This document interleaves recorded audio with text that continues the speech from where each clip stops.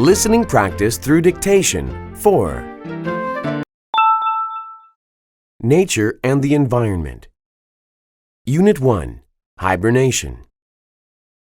Some animals in cold climates hibernate.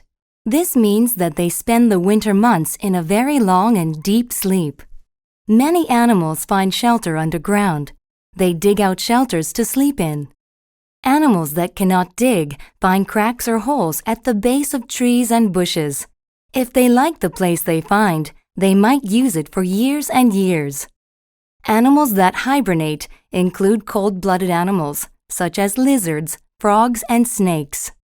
Many warm-blooded animals also hibernate, such as mice, bats, and squirrels. When these animals are hibernating, they seem like they are not alive at all.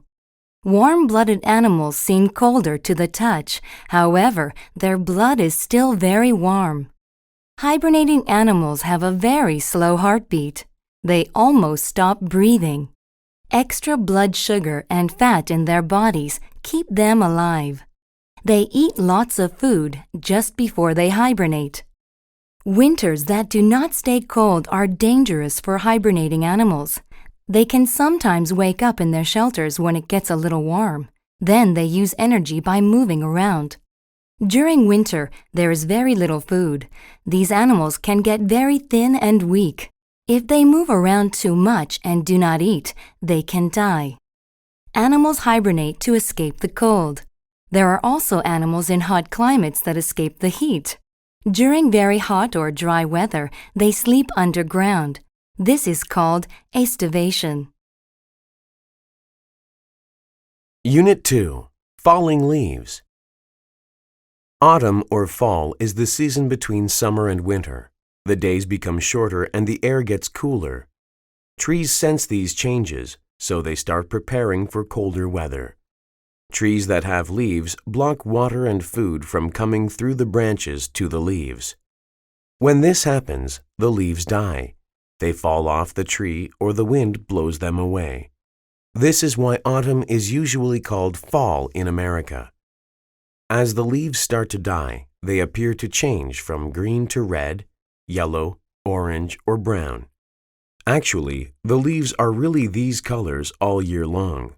They look green because of a chemical called chlorophyll. Chlorophyll works with the sun to help the trees make food. In autumn, when there is less sun, the tree cannot make chlorophyll, so the green color fades. This reveals other colors, like red and yellow, that were always in the leaves. Like trees, animals also sense changes in the cooler autumn climate. Animals that hibernate eat a lot during autumn. They gain weight to store energy in the form of fat. They use this energy to survive the winter while hibernating. Many birds survive the cold in a different way. They leave. Each year, many birds migrate south to warmer climates during autumn.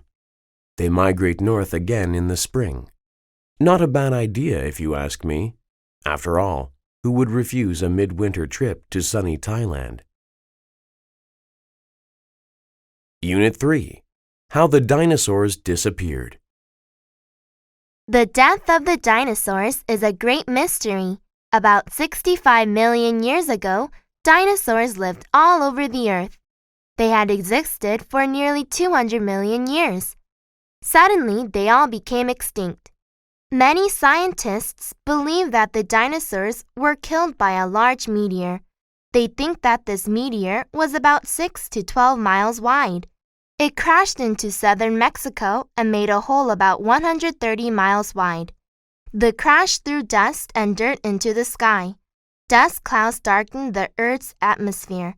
The crash caused fires, earthquakes, and tidal waves. The plants were killed. The oceans were poisoned. Very soon, there was no food left for the plant-eating dinosaurs. When they died, there was no food for the meat-eating dinosaurs. The meteor killed about 70% of all plants and animals on Earth. The only animals that could survive were small ones that could eat many different kinds of food. Some scientists say the meteor alone did not cause dinosaurs to become extinct. They think that dinosaurs were already getting weaker. They are not sure why. One reason might be disease. Another might be climate change. A big part of the mystery is why some types of animals survived. If climate change killed dinosaurs, it should also have killed frogs. If the meteor killed most sea reptiles, it should have killed crocodiles. Yet frogs and crocodiles still exist in the world today. Unit 4. Acid Rain. I hate this rain. It's causing the traffic to back up for miles. Well, I hate this traffic because it's helping turn this rain into acid rain. I heard that acid rain has really bad effects. Doesn't it cause cancer and brain damage, and even Alzheimer's disease? It definitely can, but the major thing it does is cause breathing problems. The acid in the rain comes from smoke and gases that are given off by cars and factories. It's like riding your bike behind a bus that's showering you with its exhaust fumes. Oh, I was reading something about that the other day. It said there's too much sulfur in the air and that it's killing thousands of people every year. Yes, sulfur is the major element in factory and car exhaust. It combines with oxygen and nitrogen in the air to become the acid in acid rain. This stuff doesn't just kill us, you know. It also kills trees and lakes and animals. The acid soaks into the plants and animals so that anyone who eats the plants and animals is also eating the acid. This sounds terrible. What can people do to stop acid rain? One simple thing they could do is to use less energy. Another way to stop acid rain is to drive less, or at least carpool. Imagine if every car on this road had 4 people in it right now. There would be fewer cars and a lot less acid rain. Unit 5. The Weather Forecast. Part 1. And now, over to Barry with our weather forecast for this weekend. How's it looking for this weekend, Barry? Speaking for myself, I know I'm looking forward to clear skies. The past 2 weeks have been even rainier than usual for Seattle. Well, Sue, residents of Seattle will be happy to hear that this rainy spell we've been having is finally coming to an end. Although we've seen occasional showers today, by tonight things should dry out, and Friday morning should be clear and sunny. This fine weather should continue until the end of the weekend, with temperatures ranging from 55 to 75 degrees. So everyone can put away those umbrellas. Back to you, Sue. Thank you, Barry. On behalf of the Thursday 6 o'clock news team, we wish you a pleasant evening. Part 2. Did you hear the weather report, Jenny? It looks like it'll be a clear weekend after all, so we won't have to cancel our trip to the lake. That's almost unbelievable. I'm really looking forward to getting out of the city and camping under the stars. But we'd better get our stuff ready tonight, Paul, if we're planning to leave tomorrow right after work. Yes, we'll need our tent, sleeping bags, camping stove, and a cooler for the drinks. What about food? Let's stop at a store and pick up some groceries on the way out. Sounds good. Well, we'd better get packing if we want to be ready to go by 5 p.m. tomorrow. Science and Technology. Unit 6. Who invented that? What's so funny? I can't concentrate on my work if you keep laughing loudly like that. I'm sorry. It's just that I'm reading this article in Science Today magazine about some of the unusual things that people have invented. These inventions are incredible. Okay, tell me about some of these inventions, and let's see if I think they're as funny as you do. All right. The first one is a ladder for spiders. A thin, flexible rubber strip which attaches to the top edge of the bath. Haha, I wonder how long it took someone to invent that. Another inventor has designed a portable seat that you wear on a belt around your waist.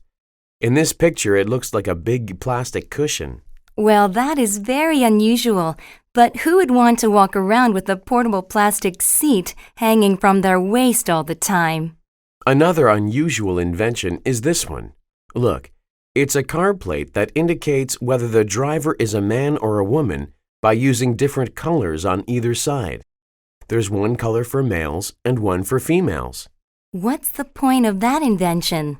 The inventor says that other road users will change the way they behave. They will become more polite if they know a woman is driving, so there will be fewer car accidents. Huh, do you really think that will happen? That's completely unbelievable. Unit 7. The White Noise Machine. And now, ladies and gentlemen, the moment you have all been waiting for. Here's the winner of this year's science contest, Charles Moore. Charles, tell everyone about your invention. Thank you. For the science contest this year, I've invented a white noise machine. Let me explain what that is. Have you ever been kept awake at night because of the sound of traffic or people talking or loud music? These types of noise are sometimes called dark noise. Dark noise is made up of sounds that bother you so much that you can't concentrate on what you are doing. White noise is not exactly noise. In fact, white noise can't be heard at all. White noise is made up of invisible waves of sound that reduce the effects of dark noise by making sounds of the opposite frequency. It's like being in the ocean and seeing a large wave coming toward you. It might knock you down. But if you could send a wave, or many small waves, toward the big wave, it wouldn't be as powerful because the small waves would hit it and reduce its size. My machine does this with sound. As a sound enters the microphone, the machine determines the sound's frequency. Then it makes a sound in the opposite frequency that cancels out the first sound. I hope my machine will give some peace and quiet to people living in noisy places. Thank you. Unit 8. Inches and Centimeters. Hi, Julie. I'm trying to figure out the dimensions of this MP4 player I want to buy, but I'm having trouble converting these English measurements. You're really good at mathematics, aren't you? It says that the MP4 player is 3.6 inches tall and 2 inches wide, but what does that mean in centimeters? Well, according to my math book, 1 inch equals 2.54 centimeters, so to convert that, we need to multiply each English measurement by that number. Wait, I have a calculator in my pocket. Great! According to the calculator, that would make it 9.1 centimeters tall and, let's see, about 5 centimeters wide. So, its height is about 9 centimeters and its width is about 5 centimeters. But what about its weight? The website says that it weighs 3.6 ounces. We multiply 3.6 by 28.3, which is the equivalent in grams, and that converts to about 102 grams. All right then. The MP4 player is about 9 centimeters tall and 5 centimeters wide and weighs about 102 grams. I thought it would have to have larger dimensions to be able to hold 5,000 songs, but it's small and light. Do you think I should buy it, Julie? It sounds like a good product, but it depends on the price.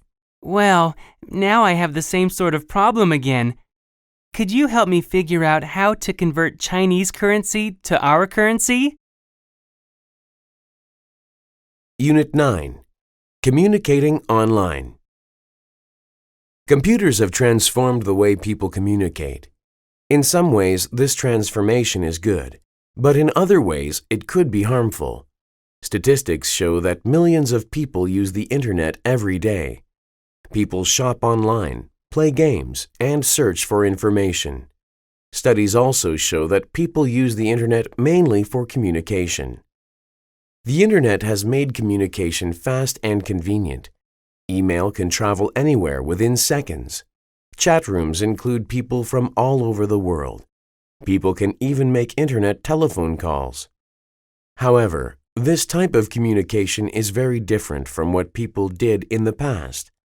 People spend less time talking face to face. They might chat for days without being in the same room with a real person. They also might communicate with many people at the same time. Some researchers think this is unhealthy. One study on internet use found that people who used the internet a lot were lonely.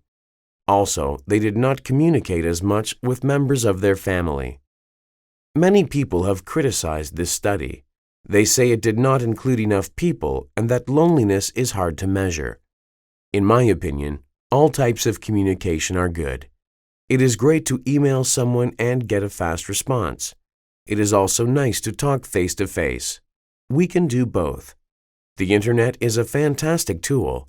We should use it wisely to benefit from it. Unit 10. Science for Girls. Hi, my name is Sandy. Welcome to Physics, my favorite class. Although there are 30 students in our class, only 6 of us are girls. Most of my friends don't like science as much as I do. They are convinced that science and mathematics are boy subjects. They say that boys learn about science and mathematics by playing with toys like building blocks, racing cars, and simple machines, while girls play with toys like dolls and tea sets. They say their parents didn't do science experiments with them or encourage them to learn math. Well, that wasn't the case with me. I played with dolls too, but my parents also built up my confidence in science and math. They used long plastic rods, which are like sticks, to help me learn addition, subtraction, multiplication, and division. For my 8th birthday, they gave me a kids' chemistry set, which helped me do all sorts of cool experiments. Whenever we went to the park, my parents asked me different questions about the plants and animals that we saw. When we got home, we looked up the answers together. In school, my teachers were surprised.